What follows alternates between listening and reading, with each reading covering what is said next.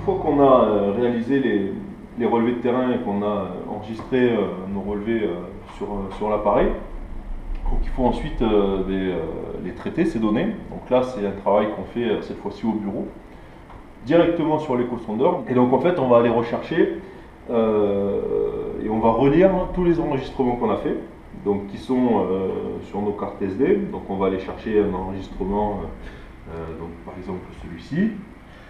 On va pouvoir, sur cet enregistrement, à nouveau régler la sensibilité, le contraste de l'image, enfin tout un tas de choses qui vont nous permettre d'être plus efficaces dans la lecture de nos logs, enfin de nos enregistrements.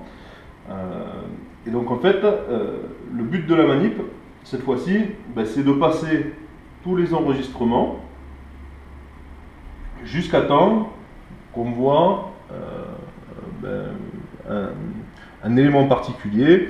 Donc je vais prendre quelque chose d'un peu marquant pour que vous compreniez, même si on a passé les choses. Donc par exemple ici, de part et d'autre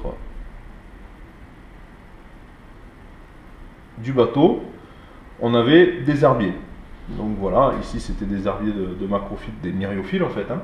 Donc le but du jeu, ça va être maintenant de géolocaliser cet élément en enregistrant un point GPS. Donc là, sur les herbiers, ce qu'on fait, c'est qu'on met un point GPS en amont, un point GPS en aval du linéaire.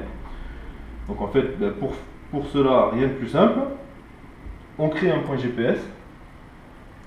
Et alors, le gros avantage de ça, c'est qu'on va pouvoir mettre une icône, associer une icône à ce point GPS. Donc, par exemple, pour les macrophytes, j'ai choisi celui-ci. On va pouvoir y associer un nom. Donc pour les macrophytes, c'est MAC. On dispose de nos coordonnées GPS, de la profondeur à laquelle se trouve l'élément, et on peut même rajouter des notes si je veux mettre par exemple herbier, hop, voilà, et bien je lui mets herbier. Je sauvegarde. À partir de ce moment-là, la donnée est ce qu'on appelle bancarisée, c'est-à-dire qu'elle est enregistrée.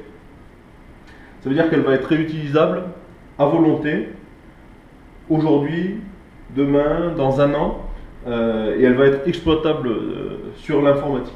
Donc ça, c'est vraiment quelque chose qui est important, puisque on a quelque chose qui va pouvoir être utilisable et réutilisable dans le temps. Ça va nous permettre notamment de faire des comparaisons. Si je prends les linéaires d'herbier, si on veut passer chaque année pour voir si les emplacements de ces herbiers évoluent, si leur taille évolue, si leur disposition change en fonction du courant, etc., et on va pouvoir comparer les données d'une année à l'autre. Donc ça va être très intéressant. Donc si je continue ma lecture, voilà, ici l'herbier se termine. Donc je veux remettre un nouveau waypoint, un nouveau point GPS, mon herbier, hop, je le sauvegarde. Pour notre étude sur le Lot, on a dressé une typologie d'habitat qui propose d'inventorier 11 éléments différents. Donc, grosso modo, on a tout ce qui vient être arbre mort, fixé, bois mort juste déposé au fond. On a les macrophytes, comme on les a vus. On va avoir tout ce qui est éléments rocheux, donc des blocs, des rochers isolés.